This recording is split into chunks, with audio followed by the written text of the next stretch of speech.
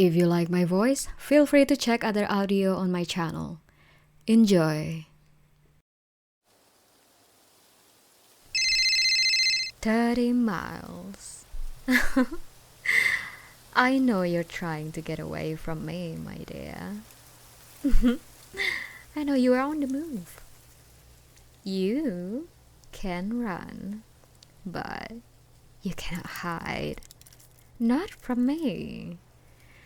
I spent too much time tracking you down. I won't let a simple little mishap ruin what I've planned for so long.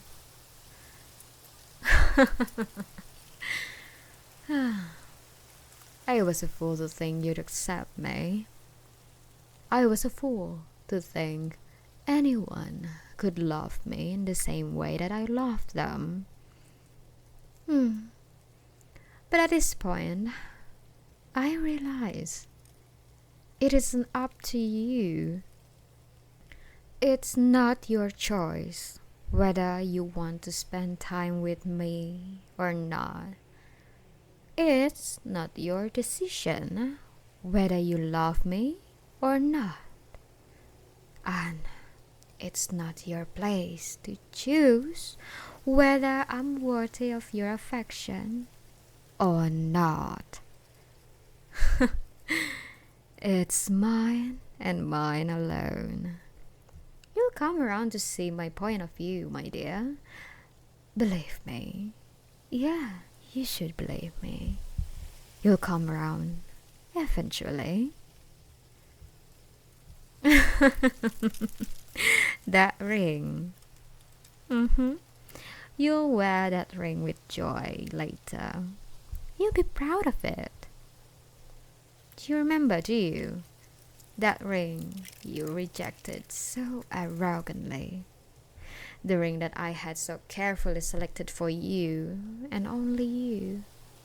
The ring that I spent a fortune on. Well, I thought it's gonna be all worth it.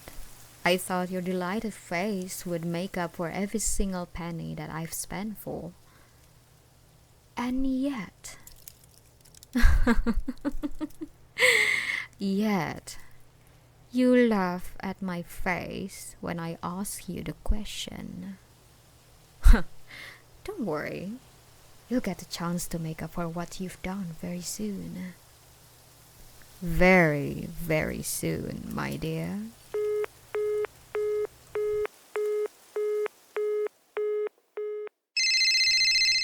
"20 miles? Why? Why you sound so anxious? I know you wanted to tell your friends. Too bad. They never got the message. They would have rescued you, wouldn't they? They would have come to your help to turn away your creepy ex, as you call me. Is that what you think? It's really too bad that by the time they found Chime, they were long gone. What do I mean? I don't know. They were gone. I never really liked them in the first place. Not when we met. Not after you broke my heart into a million pieces. I don't think it's cruel to admit this. After all, it went both ways. I still remember the look on your best friend's face when I first approached you. Like I was disgusting, sickening, hideous even. Nothing but a piece of chewing gum under your heel. I guess that's why I go for falling in love with one of the popular kids. I should have known my place, shouldn't I? Should have stayed within my group of nerds and losers, as what you called me. How childish your friend were. Even after high school ended, they never stopped thinking like that. Yes, like that. What do I mean by that? Well, they never managed to outgrow the belief that they were somehow better than others. Better than me. Better than me. What a piece of crap. I can tell it was them who eventually drove a wedge between us. Yeah, it was them who whispered into your ear like a little devil on your shoulder. Ruined what we had. We were good before them, you know? It's them who is the problem, not me, my dear. But now, those voices are gone. They can't feed you their lies anymore. It's nothing but the truth from here. You'll see.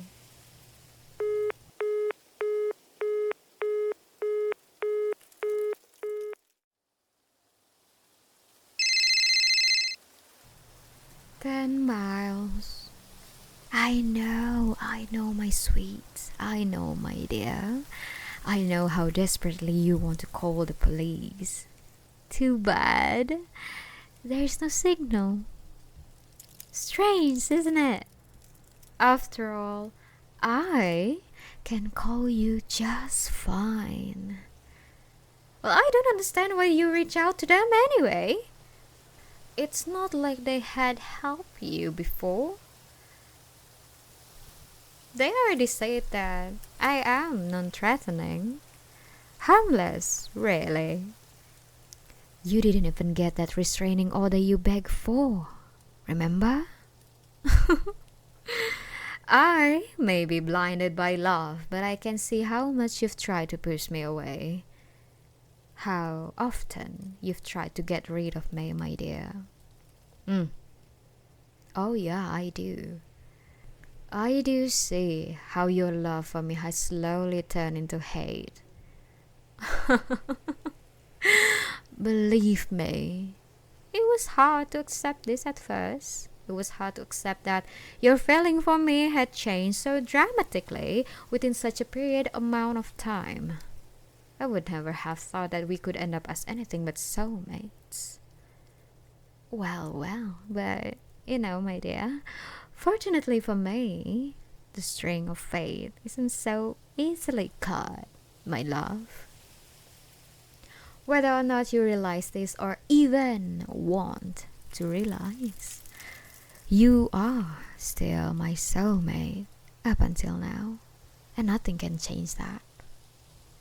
Even if the cops were trying to lock me away forever, you can't escape your fate. You can't escape your destiny. Remember that.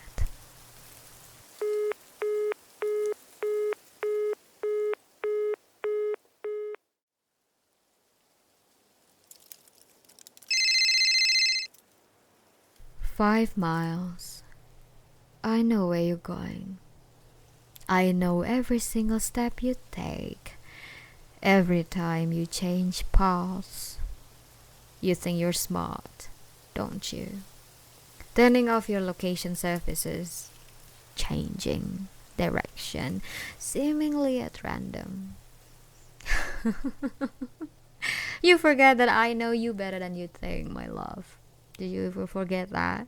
Even if I didn't have the capabilities of tracking down every step that you take or your every movement, well, I know you well enough to predict your next thoughts so precisely.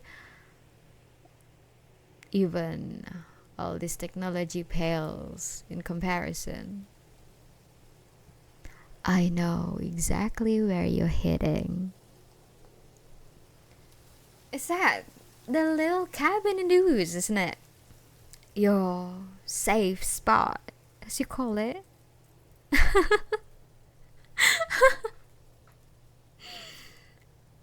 Well, Now, I know you never told me about this, so you might be a little bit confused. Don't worry. Let's simply say your family becomes rather talkative when you bring a nice bottle of wine. Oh, yeah. Yes, I do. I know all about your hiding places. No, darling. It's plural. Not only its location, but also all the heartwarming stories that are attached to it. How you run off to it whenever you were angry as a child, which is cute. Also, I knew you used it as a young teenager to seek shelter from your own home. Your mom was lovely telling me all of this story. Yeah, she can be a little bit chatty, yeah, when she's drunk. Mm-hmm. Of course, I've met her. How else I could get this information? Your abusive dad? Be for real, my dear.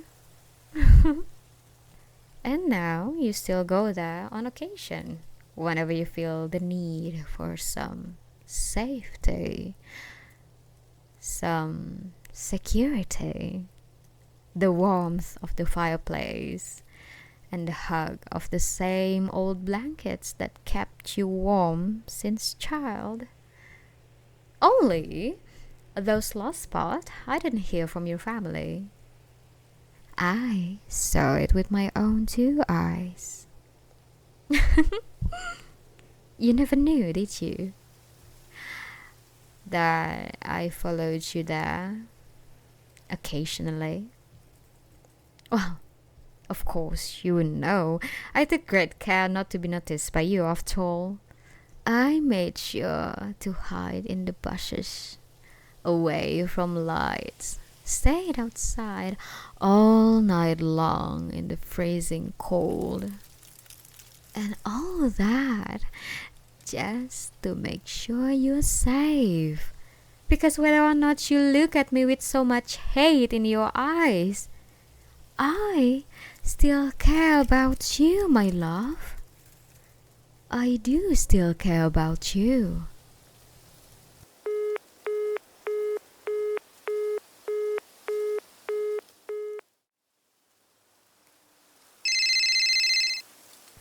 One mile. It's getting a little bit tiring, isn't it? What am I gonna say now? Now you're listening to me. Well, let's talk about something you fear. How about that? Oh. Well, I know your biggest fear, dearest. Well, I know everything about you. What do you mean? That's not what the things that fear you the most. Yeah. Well, before that, let's stay with the thing that you like. Well, I know how much you love reading all those crimes. Murder, kidnapping, severed body parts. You've always had this weird fascination with it, aren't you? You almost religiously studied those interrogation videos, those self-proclaimed experts, analyzing every last twitch of an eye. The clinically insane one. You used to go on and on about the psychology of a murderer, about what makes a serial killer tick. Yeah, you used to. It's not so much fun when everyone calls your partner a psycho now, is it? When your friends warn you that someday you'll end up dead in a ditch at the side of some road, clothes torn, hair ripped from your scalp, your face mangled beyond recognition. You used to love those crime shows. But so did I. I took in every second of them just as much as you did. and I memorized every little trick they had to offer. I know your biggest fear, my dear. I know. It's me. It's me. Your biggest fear.